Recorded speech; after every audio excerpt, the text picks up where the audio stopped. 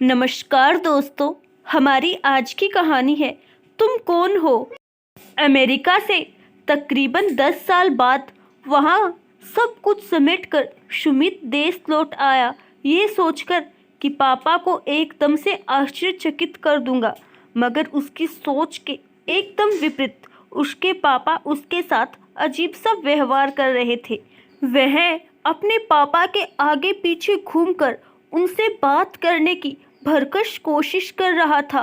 बीते 10 सालों में अमेरिका में उसने कैसे कंपनी में ऊंचाइयों को छुआ, कैसे उसकी सैलरी में लाखों का इजाफा हुआ, घर गाड़ी अनेकों सुविधाओं में रहा, और क्यों उनके द्वारा वापस आने की बात को नकारता रहा।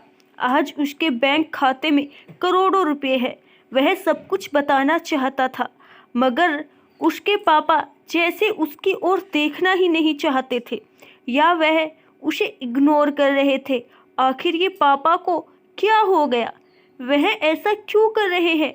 उसे याद था जब तक उसकी मम्मी जीवित थी, मम्मी पापा ने उसे वापस देश बुलाने के सारे ब्रह्मास्त्र आजमा लिए थे, लेकिन वह हमेशा बहाना बनाता रहा था, क्योंकि उसने लौटने के लिए करोड़ों का लक्ष्य तय किया हुआ था और वही सब तो हासिल करके लौटा था। वो पूरा सूटकेस भरकर उपहार लाया था, यह सोचकर कि इन्हें देखकर पापा खुश हो जाएंगे, उनका सीना गर्व से चौड़ा हो जाएगा।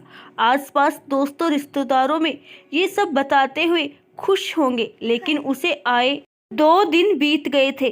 पापा ने उपहारों को देखा तक नहीं तो कैसी खुशी, कैसा गर्व। आखिर उसने शहर के सबसे बड़े डॉक्टर को फोन करके घर बुलाया, जिन्होंने कुछ टेस्ट किए, मगर डॉक्टर के चेकअप के दौरान भी जब पापा का कोई रिएक्शन नहीं आया तो वह झल्लाकर बोला, पापा कुछ तो कहिए, भले ही मुझे डांटिए, मालिक पर भगवान के लिए कुछ तो कहिए। आप मुझे हमेशा बुलाते रहे और आज जब मैं वापस आया हूँ तो बोलना तो दूर, आपने आंख उठाकर देखा तक नहीं।